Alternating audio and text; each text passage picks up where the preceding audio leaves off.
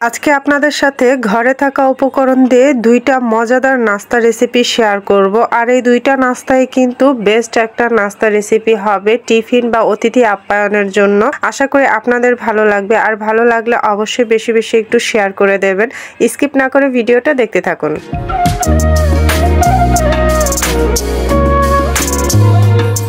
আপনাদের সাথে ঘরে রান্না করা বেঁচে যাওয়া সেমাই দিয়ে এরকম একটা দুর্দান্ত দুর্লভ পিঠার রেসিপি শেয়ার করে দেখাবো।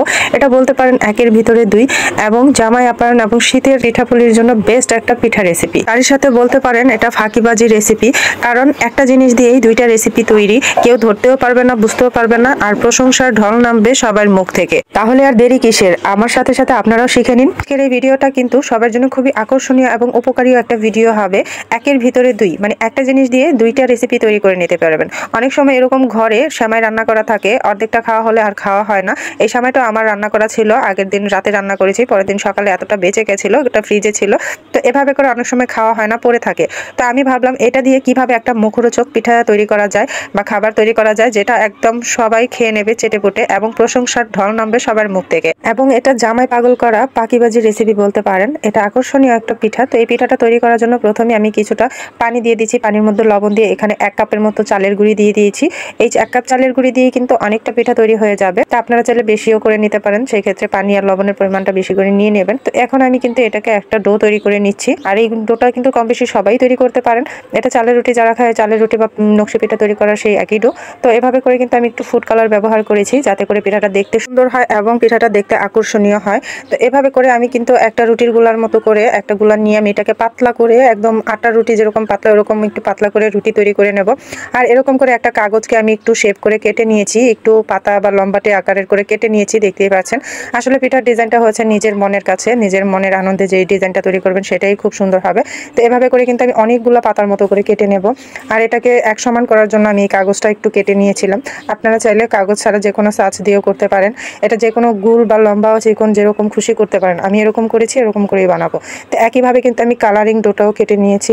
এবার একসাথে আমি বানিয়ে দেখাবো। আমি কিছুটা পিঠা বানিয়ে রেখেছি, এরকম করে পিঠাগুলো তৈরি করব। আশা করি আপনারা বুঝতে পারছেন। তো এখন আমি এই বেঁচে যাওয়া সেমাইগুলো কিন্তু একটা রুটির উপরে দিয়ে আমি আরেকটা দিয়ে চাপা দিয়ে দেব। নিচে সাদা দিয়েছি, উপরে লাল দিয়েছি, আপনারা দেখে বুঝে নেবেন। কিছু কাজ চোখে দেখে বুঝে নিতে হয়, সবকিছুই মুখে বলে বোঝানো সম্ভব না। এটা ভিতরে দিয়েছি কারণ আমি সাইডে যে পিঠাগুলো বানিয়ে রেখেছি এই পিঠাগুলো একইভাবে বানিয়েছি। তো আরো একটা পিঠা আমি লাল করে দেখাবো, সেটা মানে তার বিপরীত, নিচে লাল দিয়েছি, উপরে সাদা দেব। তো এভাবে করে কিন্তু আমি পিঠাগুলো সব বানিয়ে নেব।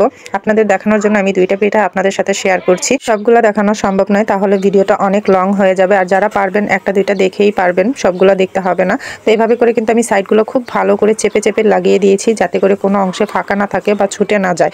তো এখন আমি উপরের যে ডিজাইনটা এটা তৈরি করে নেব। আমি দুইটার জন্য দুইটা কালার নিয়ে নিয়েছি। তো আমি কিভাবে ডিজাইন করছি আপনারা দেখতে পাচ্ছেন। আমি কিন্তু একটা খেজুর কাটা নিয়েছি, আমার কাছে খেজুর কাটা ছিল, আমি খেজুর কাটা দিয়ে ডিজাইন করছি। আপনাদের কাছে যে খেজুর কাটা না থাকে আপনারা সূচ দিয়ে কিন্তু ব্যবহার করতে পারেন, এভাবে ডিজাইন করতে পারেন। বা বেল গাছের কাটা থাকলে বেল গাছের কাটা দিয়েও কিন্তু এটা করতে পারেন। তো আমি এটা দিয়েই করে নিচ্ছি, আমার কাছে যেহেতু ছিল। তো আমি এভাবে করে ডিজাইন করে নিচ্ছি, আপনারা চোখে দেখে নিশ্চয়ই বুঝতে পারছেন। ডিজাইনটাও নিজের কাছে যেরকম ইচ্ছা আপনারা ডিজাইন করে নিতে পারেন। আর একটু সাবধানে কাজ করবেন, যেহেতু এটা খুবই পাতলা। তো ডিজাইনটা করার সময় যাতে কোনো দিক দিয়ে ভেঙে না যায় বা ছিঁড়ে না যায়, ওদিকে একটু খেয়াল রাখবেন, তাহলে কিন্তু ডিজাইনটা সুন্দর হবে, দেখতে ভালো লাগবে। তো এভাবে কিন্তু আমার একটা ডিজাইন প্রায় হয়ে গেছে। আমি এখন এটা একটা পিঠার উপরে লাগিয়ে দিচ্ছি। তো কিভাবে লাগাচ্ছি দেখাচ্ছি। আমি কিন্তু উপরের অংশটা নিচে করে দিয়েছি আর নিচের অংশটা উপর করে দিয়েছি, এতে করে একটু যে আঁকা বাঁকা বা এবড়ো খেবড়ো হয়েছে সেটা দেখতে খারাপ লাগবে, সেই কারণে আমি উল্টে দিয়েছি, দেখা যাবে একদম ক্লিন দেখা যাবে। তো এখন আমি সাইডটাকে কিন্তু আবার হাতে চেপে চেপে লাগিয়ে দিচ্ছি, ভালো করে চেপে চেপে লাগিয়ে দিচ্ছি, যাতে কোথাও ফাঁকা না থাকে এবং খুলে যাওয়ার সম্ভাবনা না থাকে। তো এভাবে করে কিন্তু আমি লাল যে রুটিটা সেটাও ডিজাইন করে নেব, একইভাবে ডিজাইন করে নেব। আর ডিজাইনগুলো আবারও বলছি, এটা যার যার নিজের মনের কাছে, আপনারা যেরকম খুশি ডিজাইন করতে পারেন। আমি এরকম ডিজাইন করেছি বলে যে এরকমই করতে হবে সেরকম কোনো কথা নেই। আপনি চাইলে কিন্তু অন্যরকম ভাবেও ফুল এঁকে বা ডিজাইন করতে পারেন। তা আমার কাছে এরকম ভালো লেগেছে, আমি এরকমই করেছি। আপনাদের যেমন ভালো লাগবে সেরকমই করে নেবেন। তো এভাবে করে কিন্তু আমি দ্বিতীয়টাকেও কেটে নিচ্ছি। তো এই পিঠাটা কিন্তু সত্যি একদম জামাই আপ্যায়নের জন্য কিন্তু বেস্ট একটা পিঠা। আর অল্প কিছুদিন সময় আছে শীতের, আর এই শীতের মধ্যে কিন্তু বিয়ের উৎসবটা খুব বেশি পালন হয়, আর পিঠাপুলির উৎসবটাও খুব বেশি এই শীতের সিজনেই খাওয়া হয়। তো এই পিঠাটা শিখে রাখুন, খুবই কাজে দেবে। বিয়ে বাড়ির জন্য তো একদম পারফেক্ট একটা পিঠা হবে। জামাইদের ফাঁকিবাজি এই পিঠাটা করে খাইয়ে আপনারা কিন্তু জামাইদের মুখ থেকে প্রশংসার ঢল নামাতে পারেন, এবং একই সাথে আত্মীয় স্বজনদের গেস্টদের সামনে দিলে বা অতিথিদের সামনে দিলে আপনার পিঠা কিভাবে তৈরি করেছেন জিজ্ঞেস করতে বাধ্য হবে। সুতরাং এরকম ঘরে বেঁচে যাওয়া জিনিস দিয়ে কিন্তু অনেক সুন্দর সুন্দর করে খাবার তৈরি করে সবাইকে মুগ্ধ করতে পারেন।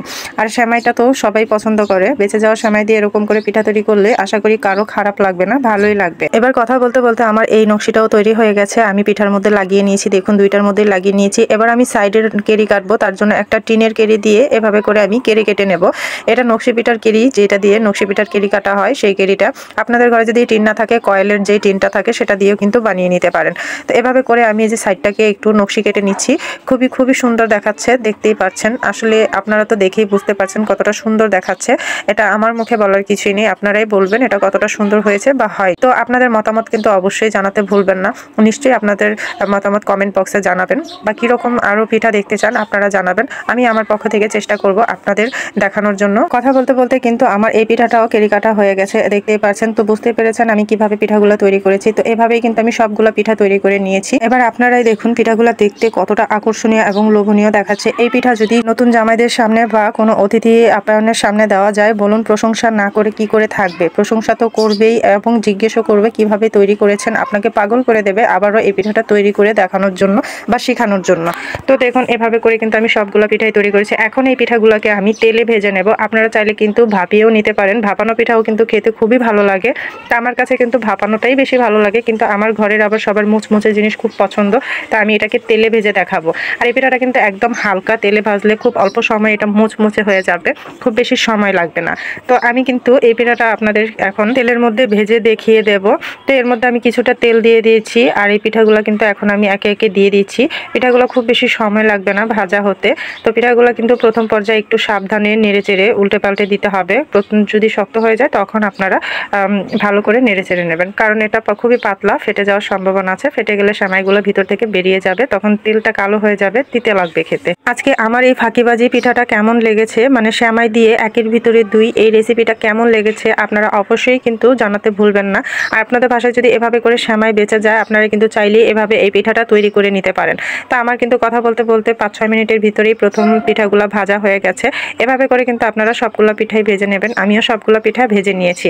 তো আমি এটা নামিয়েছি। আসলে আমার চারিপাশে প্রচুর নয়েজ, এই কারণে আপনাদের এই পিঠার মুচমুচে ভাবের যে শব্দটা শোনাতে পারছি না, কারণ এটা যে কতটা মুচমুচে হয়েছে এটার শব্দটা না শুনলে বুঝতে পারবেন না। একইভাবে আমি সবগুলো পিঠাই ভাজা করে নিচ্ছি। আসলে ভাজাটা আর দেখানোর কিছুই নেই, এটা আপনাদের পছন্দ মতো একটু সময় নিয়ে ভাজা করে নেবেন যাতে পুরোটা মুচমুচে হয়। তো আমার কিন্তু সবগুলো পিঠা ভাজা হয়ে গেছে, দেখুন কতটা সুন্দর। আসলে এটা অনেকটা মুচমুচে হয়েছিল আর অনেকটা মজা হয়েছিল পিঠাটা। তো আপনাদের আসলে একটা আমি ভেঙে দেখাচ্ছি। তার আগে বলে রাখি, আপনারা যদি আমার চ্যানেলে নতুন হয়ে থাকুন প্লিজ সাবস্ক্রাইব করে বেল বাটনটা অন করে রাখবেন। এরকম সুন্দর সুন্দর আকর্ষণীয় পিঠার রেসিপি দেখতে বা বিভিন্ন ধরনের রেসিপি দেখতে আমার চ্যানেলের সঙ্গেই থাকবেন। তো এভাবে করে তৈরি হয়ে গেল সেমাই দিয়ে এরকম ফাঁকিবাজি জামাই পাগল করা পিঠা, একের ভিতরে দুই। আপনাদের কেমন লাগলো এই পিঠা রেসিপিটা? ভালো লাগলে অবশ্যই লাইক কমেন্ট শেয়ার করে দেবেন। মা বাবার কাছে সন্তানের আবদারের কোনো শেষ থাকে না, আর সেই আবদারগুলো পূরণ করতে পারলে বাবা মারও ভালো লাগার কোনো শেষ থাকে না। তো তেমনই একটা আজকে এই রেসিপিটা তৈরি করব আমার সন্তানের আবদারে। অনেকদিন ধরেই আমার ছেলেমেয়েরা ডোনাট খেতে চাইছিল, তো আজকে আমার ছেলে মেয়েদের জন্য আমি এই ডোনাটটা তৈরি করেছি। আপনারাও চাইলে এই রেসিপিটা দেখে আপনাদের সন্তানদের জন্য ডোনাট তৈরি করে দিতে পারেন ঘরে। সম্পূর্ণ ঘরোয়া উপকরণ দিয়ে তৈরি আর একদম হেলদি একটা খাবার, আশা করি আপনাদের ভালো লাগবে। খুব সহজ এবং অল্প উপকরণে ঘরেই তৈরি করে দিতে পারেন এরকম মজাদার ডোনাট রেসিপি। আজকে আমি ডোনাট রেসিপি তৈরি করব, আর সেই ডোনাট বানানোর জন্য এখানে আমি 1.5 কাপ ময়দা নিয়ে নিচ্ছি। আজকে 1.5 কাপ ময়দা দিয়ে আমি ঘরোয়া উপকরণে ডোনাট তৈরি করব। তো প্রথমে ডোনাটের ডোটা তৈরি করে নিচ্ছি। এখানে 1.5 কাপ ময়দা, ময়দার সাথে কিছুটা লবণ দিয়ে দিয়েছি। আর এখানে 10 টাকা দামের 1 প্যাকেট গুঁড়ো দুধ ব্যবহার করব, আরেক প্যাকেট ব্যবহার করব লিকুইড করে। তো এখন আমি এই গুঁড়ো দুধটা দেওয়া হয়ে গেলে এর মধ্যে মাঝারি চামচের 3 চামচের মতো চিনি দিয়ে দিচ্ছি, যেহেতু ডোনাটটা একটু মিষ্টি টাইপের হয়, আর মিষ্টিটা আপনাদের পছন্দ অনুযায়ী দিয়ে দেবেন। তো এখন আমি দিয়ে দিচ্ছি ইস্ট। আর ইস্ট দেওয়ার সময় সবসময় মাথায় রাখবেন এটা চিনির উপরে দেবেন, লবণের উপরে যেন না পড়ে। লবণের উপরে পড়লে কিন্তু এটার অ্যাক্টিভ ক্ষমতা কমে যাবে, আর চিনির উপরে হলে ভালোভাবে অ্যাক্টিভ হবে। অতএব চেষ্টা করবেন চিনির উপরে দেওয়ার জন্য। তো এখন আমি সবগুলো উপকরণে এটাকে ভালো করে মাখিয়ে নিচ্ছি, মানে চামচের সাহায্যে মিশিয়ে নিচ্ছি। মিশানো হয়ে গেলে এর মধ্যে একটা লিকুইড ব্যবহার করব, দুধ আর ডিমের। তো সেটাও আমি করে নিচ্ছি। তো এখন আমি একটা পাত্রে কুসুম গরম পানি নিয়ে নিচ্ছি। পানিটা কুসুম গরমই হতে হবে, অবশ্যই কুসুম গরম পানি নেবেন। এবার আমি এর মধ্যে 2টা ডিম ব্যবহার করব, আর ডিমগুলো যদি ফ্রিজে থাকে অবশ্যই 1 ঘন্টা আগে বাইরে রেখে দেবেন, আর না হলে একটু কুসুম গরম পানির মধ্যে রেখে দেবেন যাতে ঠান্ডা না থাকে। তো এখন আমি 2টা ডিমই পানির মধ্যে দিয়ে দিচ্ছি, আর এর মধ্যে গুঁড়ো দুধ দিয়ে দিচ্ছি 1 প্যাকেট, 10 টাকা দামের একটা প্যাকেট গুঁড়ো দুধ দিয়ে দিচ্ছি। তো আপনারা চাইলে আরো বেশিও দিতে পারেন। তো আমি এখন 2 প্যাকেট দুধই ব্যবহার করেছি। তো ভালো করে এটাকে এখন একটা স্পুনের সাহায্যে ভালো করে মিশিয়ে নেব যাতে কোনো রকম লাম্পস না থাকে। তো এখন আমি এখানে 2 টেবিল চামচের মতো সয়াবিন তেলও দিয়ে দিয়েছি। আপনারা চাইলে বাটার দিতে পারেন বা ঘি দিতে পারেন। তা আমার কাছে বাটার বা ঘি ছিল না, আমি সয়াবিন তেল দিয়ে দিয়েছি। আর সয়াবিন তেল দিয়েও কিন্তু এটা খুব ভালো হবে, খারাপ হবে না। তো এখন আমি পুরোটা লিকুইডে এর মধ্যে দিয়ে দিচ্ছি, পুরোটাই লাগবে। আর এখানে আমার বাড়তি কোনো পানি ব্যবহার করতে হবে না বা অন্য কিছু ব্যবহার করতে হবে না। তো আমি এটাকে ভালো করে একটা ঘামি তৈরি করে নিয়েছি, আঠালো একটা ডো। এবার এর মধ্যে কিছুটা তেল উপরে দিয়ে আমি এটাকে রেস্টে রেখে দেবো 1 ঘন্টার জন্য। অবশ্যই গরম জায়গায় রাখার চেষ্টা করবেন, এতে করে এটা তাড়াতাড়ি করে ফুলে উঠবে খুব অল্প সময়ের ভিতরেই। তো এটাকে রেখে দেবো একটু গরম জায়গায়। তো এটা 1 ঘন্টা পরে ফিরে এসেছি, দেখুন কতটা ফুলে গেছে। এটা আরো সময় রাখলে আরো ফুলে উঠবে। এখন আমি এটাকে ভালো করে একটু মথে নেব। আমি একটু ময়দা দিয়ে মথে নেব, আপনারা চাইলে তেল ব্যবহার করে মথে নিতে পারেন। আমি একটু ময়দা দিয়ে এটাকে মথে নিচ্ছি যাতে হাতে না লাগে আর এটা অন্যান্য পাত্রেও যেন না লেগে থাকে, যেহেতু এটা খুব আঠালো হয়।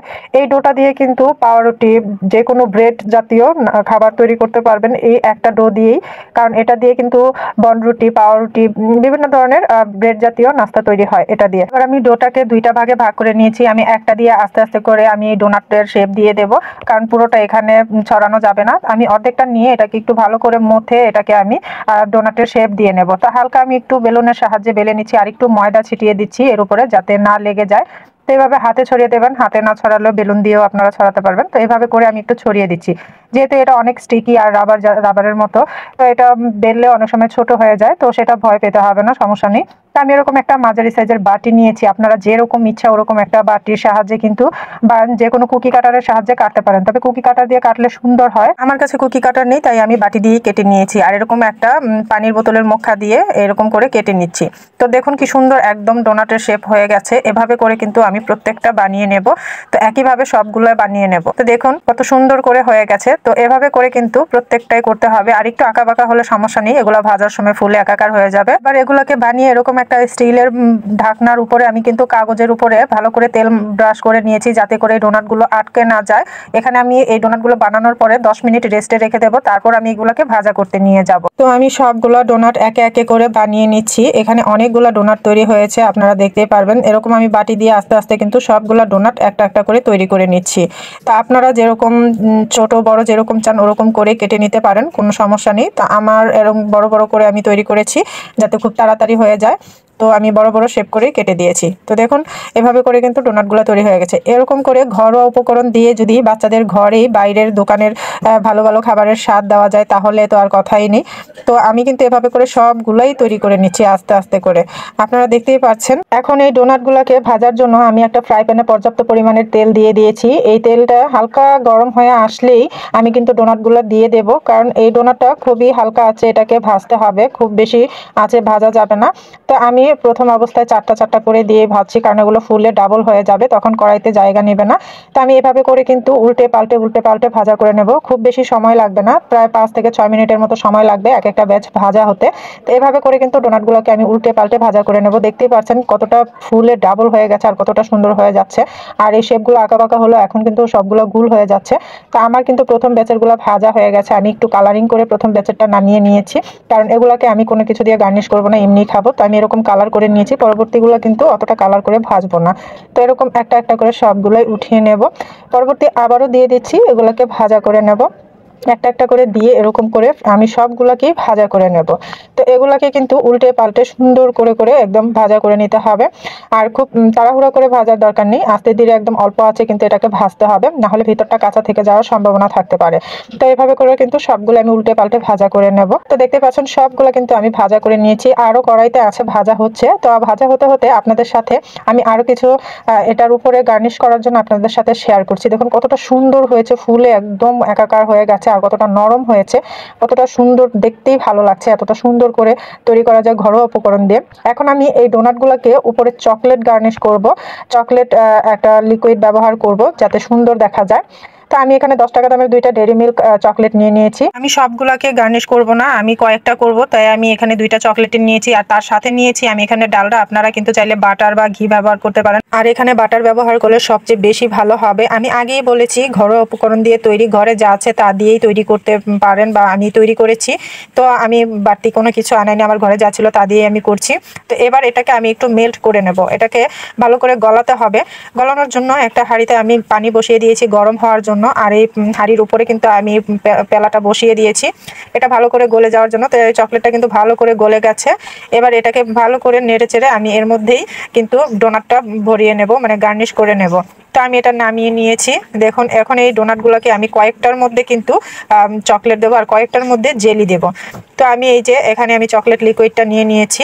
এখন আমি একটা একটা করে এখানে ভরিয়ে নেব, যে কটা ভরানো যায়, আর খুব বেশি ভরাবো না। আর আমি বাকিগুলো কিন্তু রেখে দেব। এগুলো কিন্তু এইভাবে বানিয়ে কিন্তু রেখেও দিতে পারবেন। এভাবে করে আমি 4-5টার মধ্যে কিন্তু চকলেটটা ভরিয়ে নিয়েছি। তো এগুলো ভরানো হয়ে গেলে এখন আমি জেলি দিয়ে কয়েকটাকে গার্নিশ করব। জেলিটাও কিন্তু খুব ভালো হবে খেতে। তো এখানে দেখুন 5টার মধ্যে আমি চকলেটটা দিয়েছি আর এখানে অল্প জেলি ছিল। আমি এখন এই জেলিটা দিয়ে কিন্তু কয়েকটাকে গার্নিশ করে দেবো। দেখুন এটাও কিন্তু দেখতে আর খেতে খুবই ভালো লাগবে, কারণ আমরা পাউরুটি দিয়ে তো জেলি খেয়েই থাকি। আর এটা তো অনেকটা পাউরুটির মতোই। তো ডোনাটটার মধ্যে দিয়ে দিয়েছি, এটাও কিন্তু খেতে অন্যরকম একটা স্বাদ লাগবে। তো দেখুন 3টার মধ্যে আমি জেলি দিয়ে দিয়েছি, 5টার মধ্যে চকলেট, বাকিগুলো এমনিতে খালি আছে, কারণ আমি সব ধরনের তৈরি করেছি। যে যেরকম খেতে ইচ্ছে করবে সেরকমই খাবে। তো হয়ে গেল আমার ডোনাট রেসিপি। তো একটা আপনাদের ভেঙে দেখাচ্ছি। তো আপনাদের যদি আজকে ডোনাট রেসিপিটা ভালো লাগে, এই ঘরোয়া উপকরণ দিয়ে যদি ডোনাটটা ভালো লেগে থাকে, অবশ্যই একটা লাইক শেয়ার করে দেবেন। আর যারা নতুন আছেন সাবস্ক্রাইব করে অবশ্যই পাশে থাকবেন। আপনাদের একটু ভালোবাসা আর সহযোগিতায় আমরা এগিয়ে যেতে পারবো। আপনাদের ভালোবাসা ও সহযোগিতা কামনা করছি। তো আজকে আমার ছেলে মেয়ের আবদারে এই ডোনাট রেসিপিটা তৈরি করেছি। আমার নিজের কাছেই ভালো লাগছে। ছেলে মেয়ের আবদার পূরণ করাটা আসলে কি যে শান্তির বিষয়, সেটা প্রত্যেকটা বাবা মাই বলতে পারবে। তো আজকের এই রেসিপিটা এই পর্যন্তই। আবার নতুন কোনো ভিডিও দেখার জন্য আমন্ত্রণ রইল।